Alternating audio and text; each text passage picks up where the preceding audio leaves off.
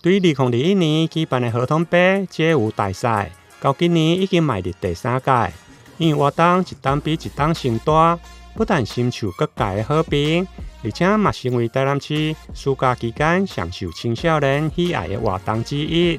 今年因为拄好文化中心成立40周年，主办单位市府文化局加合同文化艺术基金会，特别以演艺厅作为表演的平台，提供青少年一个学习、充实加展演的空间。我们这个舞台其实是让本来在旁边跳舞的孩子，本来在全台湾各地跳舞的孩子，能够进到我们演艺厅。我们希望那个过程其实是一段对自己、对青少年而言有意义的去追寻梦想的过程。那我想，其实对于青少年而言，其实有梦是很重要的。我们其实每个人都应该在不同的阶段都要做一个有梦想的人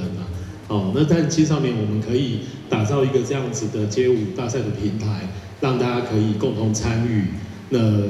走向演艺厅的舞台。我觉得对于台南市政府而言，对于我们文化中心而言，其实都是一件与有荣焉的事情。非常感谢大家对合同杯青少年街舞比赛的支持跟肯定。每次看到这些学生们在舞台上的精彩表演，还有充满自信的表情，都给了我们很多的正能量。当然也相对的激励我们未来要举办更盛大的合同杯的街舞比赛。那青春是人生的一个精彩的阶段，但是也相对的有很多的压力。然后需要透过不断的学习来充实自己，所以我希望呢，透过合同杯的青少年街舞比赛，可以提供学生们在烦闷的学习阶段，有更不一样的追求自己兴趣的机会，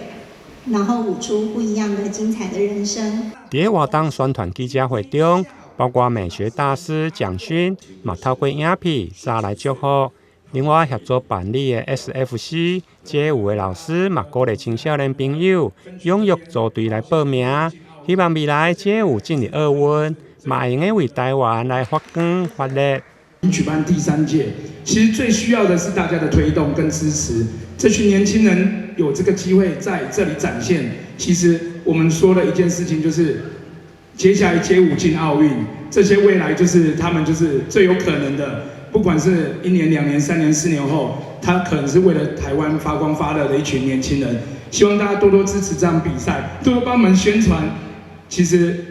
如果有一次机会，说不定他们就改变了人生。在活动记者会中，现场嘛邀请国中组、中校国中、加高中组、新丰高中的街舞表演。报名期间对今日起到7月24，预计受理各高中组各15队。而且还佫有solo的赛制，选手唔定会用伫团队大秀舞艺，还佫会用伫独舞当中充分展现个人的风格。